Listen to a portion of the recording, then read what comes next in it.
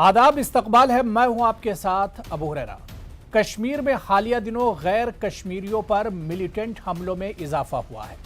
16 अक्टूबर और फिर 17 अक्टूबर को बिहार और यूपी के 4 मजदूरों पर हमला कर इनका बहिमाना कत्ल कर दिया गया। इससे पहले भी अक्टूबर महीने में इस तरह के कई हमले हो चुके हैं।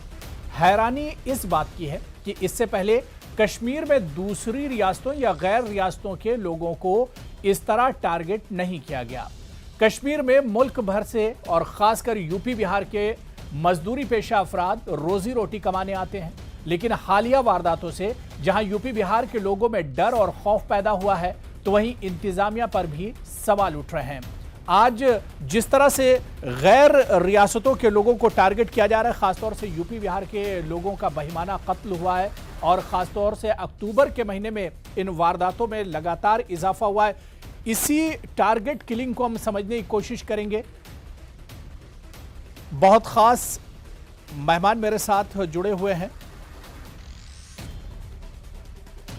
मेरे साथ डॉक्टर रतनलाल गुप्ता जी, जो कि जम्मू प्रोविंशियल प्रेसिडेंट हैं नेशनल कॉन्फ्रेंस के, वो इस वक्त मेरे साथ जुड़े हुए हैं। रतनलाल जी, आपका बहुत इस्तकबाल है न्यूज़ 18 उर्दू में। मेरे साथ बहुत खास मेहमान एसपी वैद साहब, जो कि साबिक डीजीपी हैं जम्मू कश्मीर के, वो भी इस डिबेट का हिस्सा है। एसपी वैद साहब, आपका भी सर बहुत इस्तकबाल है। मेरे साथ कांग्रेस लीडर और अक्सर हमारे साथ डिबेट में जुड़ते हैं सलमान निज़ामी साहब, कांग्रेस के लीडर हैं, वो भी इस डिबेट का हिस्सा है। सलमान निज़ामी जी, आपका भी बहुत इस्तकबाल है। और मेरे साथ बीजेपी के तर्जमान जम्मू कश्मीर के डॉक्टर ताहिर चौधरी भी इस डिबेट का हिस्सा है। डॉक्टर ताहिर चौधरी जी, आपका भी बहुत इस्तकबाल है न्यूज़ 18 उर्दू में।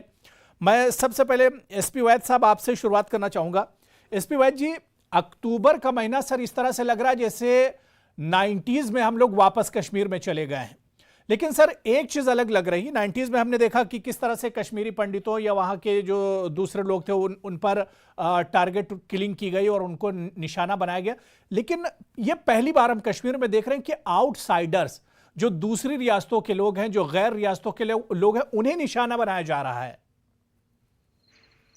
जी बिल्कुल दुरुस्त फरमाया आपने। और जो लेबर है जो बाहर से काम करने आती है, उनको निशाना बनाया जा रहा है। ये बेसिकली प्रहार है, ये अटैक है जो यूनियन गवर्नमेंट, जो भारत सरकार मोदी जी के नेतृत्व में इसको डेवलपमेंट को आगे पुश करना चाहते थे, जो कुछ वक्त से कोविड की वजह से रुकी रही, अब उसको लेफ्टिनेंट गवर्नर मनोज सिन्हा जी के सदारत में काफी स्पीड अप किया गया था।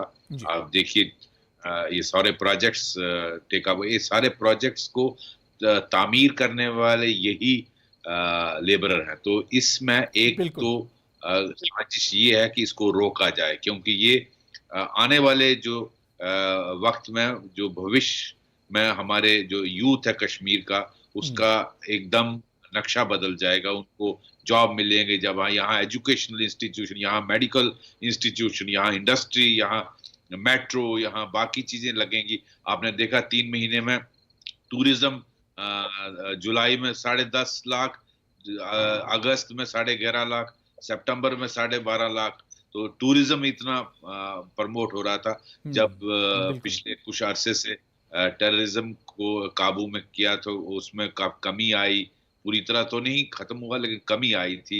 आपके स्टोन पेल्टिंग इंसिडेंट कम हुए थे। तो ये इसका एक मैसेज इस वायलेंस का ये भी है कि वो जो टेररिस्ट का सैगिंग मोरल था उसको बूस्ट किया जाए, उनका मनोबल बढ़ाया जाए।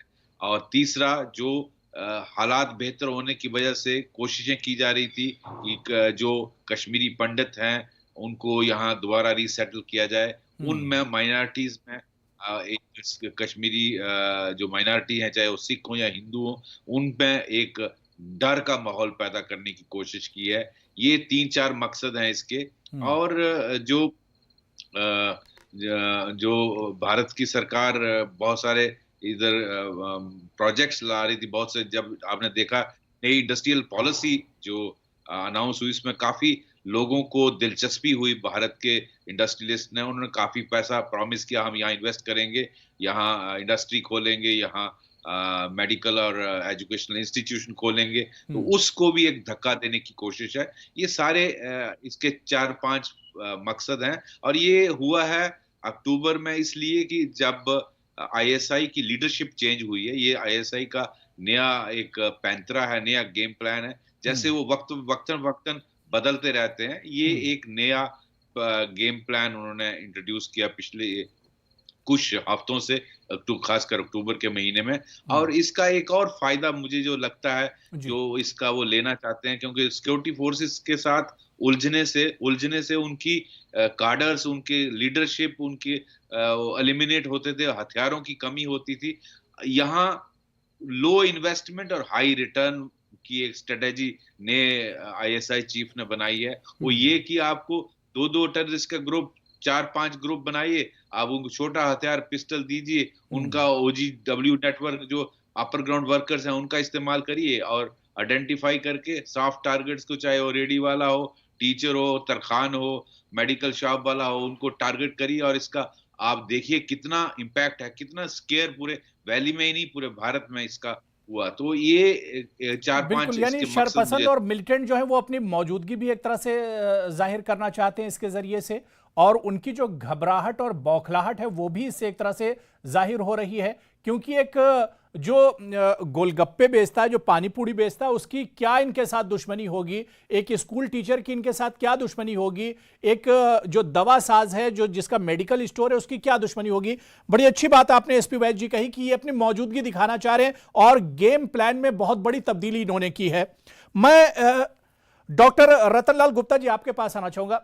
सर, कश्मीर में लगातार, और ऐसा कभी नहीं हुआ, जो सवाल मैंने एसपी वैद्य जी से किया था कि आउटसाइडर्स बहुत आराम से कश्मीर में रहते थे, खासतौर से पूरे हिंदुस्तान की बात करें और यूपी और बिहार के बड़ी तादाद में लोग रहते हैं, छोटी छोटी दुकानों पर काम करते हैं, छोटे छोटे जो बागात होते हैं उसमें काम करते हैं। लेकिन इस तरह के हालात आखिर क्यों बनते जा रहे हैं?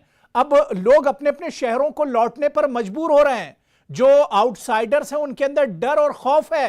रतनलाल जी, देखिए सर, ये वाकयात पहले भी होते रहे। शायद 2000 में भट्टे के मजदूरों को मारा गया था, ऐसे वाकयात पहले भी हुए हैं, लेकिन बीच में ये वाकयात नहीं हुए हैं, इसमें कोई दो राय नहीं है। लेकिन ये अफसोसनाक, वाकई दर्दनाक वाकयात हो रहे हैं कि बाहर से आए हुए जो मजदूर हैं, जो बेचारे अपने रोटी रोजी की तलाश में जम्मू कश्मीर के अंदर मजदूरी करने आए हैं, और उनको मारा गया सॉफ्ट टारगेट समझ के।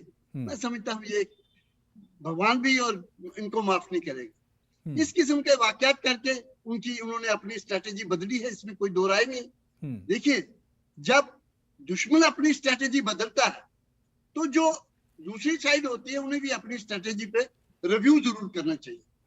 अब मिलिटेंट्स ने जो स्ट्रेटेजी बदली है, चीप एंड ज्यादा उसमें रिजल्ट आते हैं, आउटकम होता है, और 2-2 या 3 दिन के ग्रुप बना के छोटे से हथियार लेके जाएंगे। सॉफ्ट कार्नर है, गरीब आदमी है, वहां पानी पूरी बेच रहा है, जाके टारगेट किया और भाग गए। ये तो एक इसमें कोई दुराई नहीं है। लेकिन हमारी सरकार ने भी टारगेट अगर इस किस्म के बन रहे हैं, उन्होंने अपनी स्ट्रेटेजी बदली है, तो इन्होंने क्यों नहीं अपनी स्ट्रेटेजी की एंटिसिपेशन इनको करनी चाहिए थी। अब तो 4-5 दिन से मतवातिर आप देख